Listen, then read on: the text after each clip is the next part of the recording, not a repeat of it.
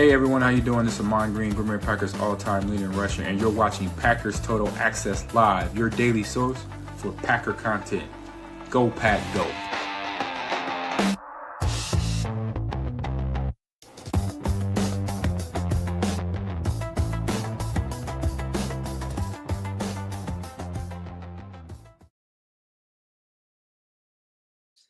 What's up, guys? Welcome into Packers Total Access. My name is Clayton. You can check us out on packernet.com. Find me on Twitter at Packers_access. Quick little show for you guys and gals this afternoon is we're going to get ready to do Chalk Talk this evening, 6 p.m. Central. We'll go live for PTA Live, and we will break down the tape from that win over the Minnesota Vikings. But, man, things are already ramping up for the Thursday showdown, Thanksgiving Day, Packers-Lions. NFC North implications on the line. As you can see, I mean, the Bears are leading the North right now by a half a game over the Packers at 8-3. Packers 7-3-1. The Lions sitting at 7-4. Vikings sinking out of sight. A lot of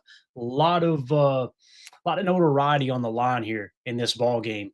In this NFC North matchup between the Packers and the Lions. I'm really excited to dive into it. We had a couple of people talking about it earlier today.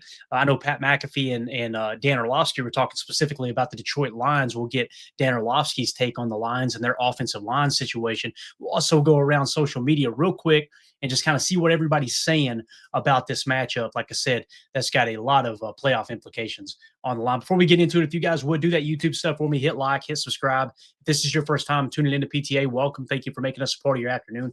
We're not experts. We're not insiders. We're not media members. We're fans just like you talking Packers on the daily. So make sure you click that bell icon and hit sub so you're notified every time we do go live here in the future, like tonight, 6 p.m. Central for our Chalk Talk edition where we break down the 16 most important plays from that win over the Vikings. Let's waste no time. Let's get into this clip real quick. Gang, I'm really excited to get everybody's take on this. This was Dan Orlovsky on the Pat McAfee show earlier today, and he was specifically just talking about the Detroit Lions. And I want you to listen to the concern he has for the Detroit Lions because I think this could play a huge role in this Packers versus Lions matchup on Thanksgiving Day. Again, this is Dan Orlovsky and Pat McAfee talking on the Pat McAfee show. Listen, you got kids in the room. I don't know if there's any bad language or not. I know these guys can get colorful, so just be prepared for that. But again, let's see what they have to say about the Detroit Lions going into this matchup against the Green Bay Packers. Good news for Caleb on the turnover, potentially stopping unless they completely go to shite, which it doesn't look like. The Lions with Dan Campbell, we assume, are going to be good in this entirety. The Packers, we assume, are going to be concerned. What's that? Lions are concerning. Their offensive line's not good enough right now. Not good enough. No. Yeah, no. Going back to same old Lions? Are you saying this year or just like in general, you don't know if they're going to be able to find it again? Is it because Ben Johnson was kind of maybe covering up for their offensive line, or is it Noel Ragnall is maybe the big problem with the Detroit Lions offensive line? Is it fixable, or is that just you got to deal with it this season type thing? Yeah, I mean, in the interior of their offensive line is a concern. It's not good enough. They will not win a Super Bowl with the interior of their offensive line playing this way. Year, man. Ragnall's a concern. Yeah, Ragnall's starting to rear its ugly head here. Lions. This is what I would say is you have a quarterback that when you protect him, he could throw with anybody. But now the protection has fallen off. I would tell you, I have no idea what the numbers and statistics and analytics. It looks like a bottom 5, bottom 7 pass protecting offensive line. What? And no Laporta. Like when Jared got pressured, it was Laporta. Where's Laporta? Where's Laporta? No Laporta with a bad pass protecting offensive line. As much as it kills me to say, I just don't see it for Detroit. So there you go. Obviously, he's talking specifically about the pass protection. Now, listen, they ran for a boatload of yards the other day against the Giants. I think I want to say they had a running back that had over 200 yards rushing, damn near 300 yards, if not over 300 yards of all-purpose yards there in Jahmyr Gibbs. So it's something you got to keep your eye on for sure.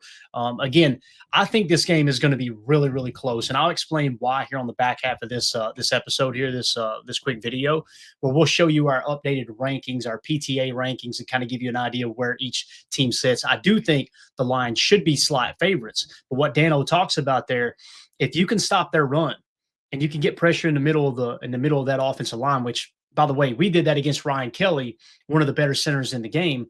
last week, or just a few days ago, I should say, against the Minnesota Vikings. So, and what's cool is you're doing it with 4-man pressures, right? You're showing a 3-man front, mock it, Joker 1, blitzing that A gap and just running right through the middle of that defense. You do that against Jared Goff, boy, oh boy, things could get interesting. So again, it starts up front with stopping the run first and foremost. Let's go to Pack Daddy Ryan Slip over there from Packernet Podcast on Twitter. He pointed out something that was really, really, it caught my attention quick. He said, teams want to run against the Packers. The Packers want to force teams to pass. The Lions are 7-0 when they run for 100 yards or more. The Lions are 0-4 when they run for less than 100 yards. Packers are 6-0 when holding teams to 95 rushing yards or less. All right. The Packers are 1-3-1 when opponents rush for more than 95 yards. The path to victory for both teams could not be any clearer. And obviously what he's pointing to here, gang, you got to stop the run. The Lions are going to want to establish the run. The Packers are going to want to stop the run. And it's going to come down to how effective can you be at stopping their running game without Laporta. Now, last week they didn't have Laporta, and they ran the ball pretty well. But keep in mind, the Giants had one of, if not the worst run defenses in the league last I checked, right? So, again, the Packers run defense much different. As a matter of fact, I'm just going to pull it off to the side here. I won't put it on the screen. Let's talk about how that matchup looks here in terms of run defense. So run defense, we'll go opponent yards per rush attempt. Green Bay is tied for 5th best in the league at the moment, only allowing 3.9 yards per carry. Again, the Giants dead last, allowing 5.9 yards per carry. And some people say, well, that number's inflated because of last week. No, they were dead last when we played them that week. So they just continue to get worse at stopping the run. So again, it doesn't mean you should turn your back to the Lions running game. Obviously, they could still get that thing going. And you're kind of, as much as we look at the numbers and go, man, Green Bay's run defense is really, really good. It also, you could see the flip of the coin where you could say, okay, they're due for a bad game too, right? That could be the case as well. So you just got to kind of keep that stuff in mind. So again, I think Ryan's spot on here. You've got to, first and foremost, the game plan's got to be stop the Detroit Lions run, make Jared Goff beat you in the air. Now, they can do that with some of those weapons. However, you seen last week, and I know they have a bad quarterback in J.J. McCarthy, but you went up against Justin Jefferson and Jordan Addison, right? So Justin Jefferson, I feel like, is somewhat comparable to Amon-Ra St. Brown. Many people would say J.J. is way better than Amon-Ra St. Brown, but kind of put them in the same. They're very, very, very good wide receivers, right? So on the flip side, who's going to pick up the slack on the other side for the Jordan Addison? Well, they had Hawkinson last week. That wasn't a factor. Again, J.J. McCarthy at quarterback. They're going to be without Laporta. They're being obviously the Detroit Lions. Now, another factor that comes into play is the quarterback play for the Green Bay Packers, right? And listen, let's be honest about this. As Tyler Brook, I think it's Tyler Brook, over on X, tweeted this out. JordanLove has been lights out on Thanksgiving game.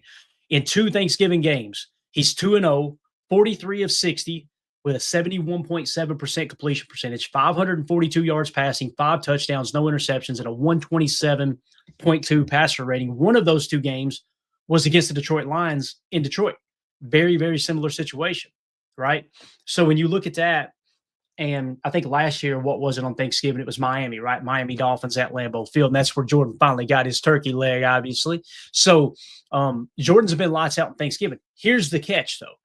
Jordan's banged up, right? You got the partially separated shoulder, an AC joint, whatever you want to call it. Could that play a role in us not being able to pass as much as we would want to? Now, when we look at the Detroit Lions defense, pretty solid defense here. I'll keep it off screen. Let's look at their passing defense real quick. See if it's enticing for us to throw the ball against them. Detroit is currently sitting tied for 15th in yards per pass attempt in passing defense. So they're 15th in pass defense.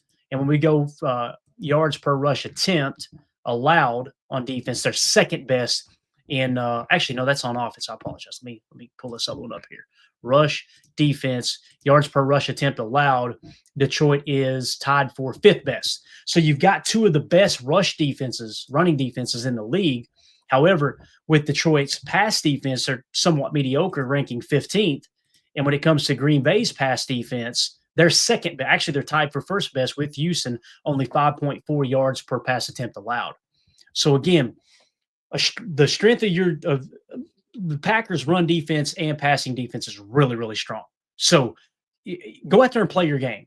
Don't try to do anything. Don't try to manipulate Jared Goff and try to do anything cute. Keep doing what you're doing in that regard. Show your cover 6 looks. Man, Jeff Hafley got wild against Minnesota. We're going to show it on Chalk Talk tonight.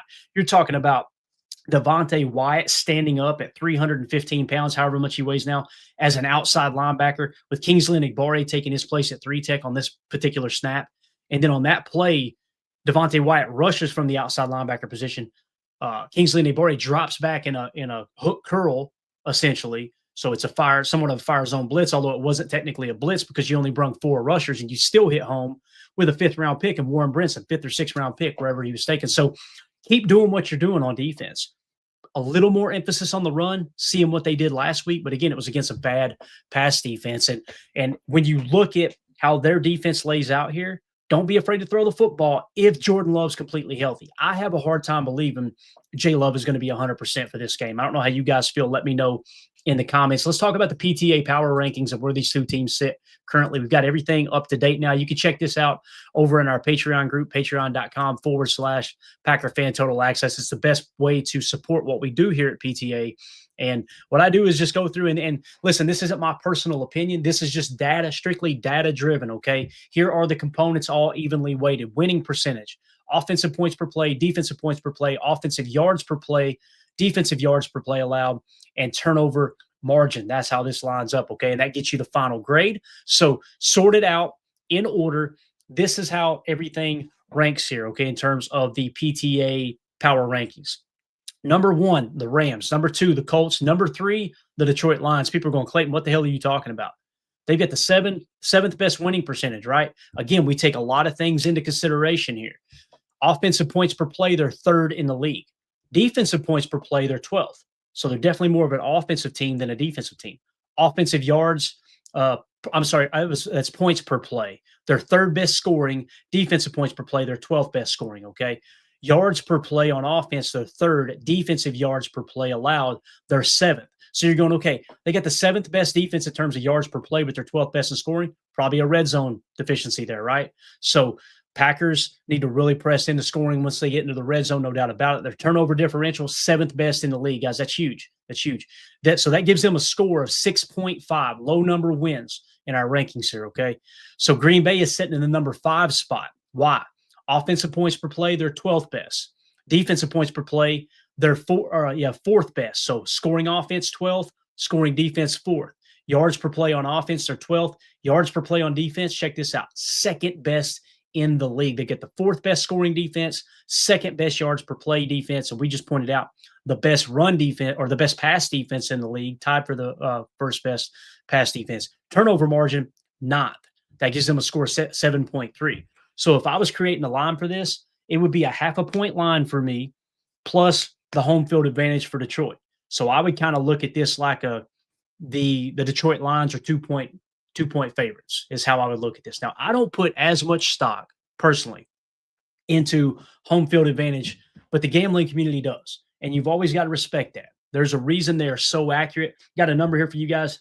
You know how every week when we're looking at the line, it's not to give gambling advice. That's not what we do in this particular program. But what we do when we look at the gambling numbers, the spread, we focus on the money. Where's the public at? If it's heavily in favor of if the public is heavily in favor of a team, specifically against the spread, pretty good indicator you might want to go in the opposite direction, right? So last week, if these numbers still held true after Monday Night Football, the public was 2-6-1 against the spread, and that was when 60% of the public was on one side of the spread. They went 2-6-1.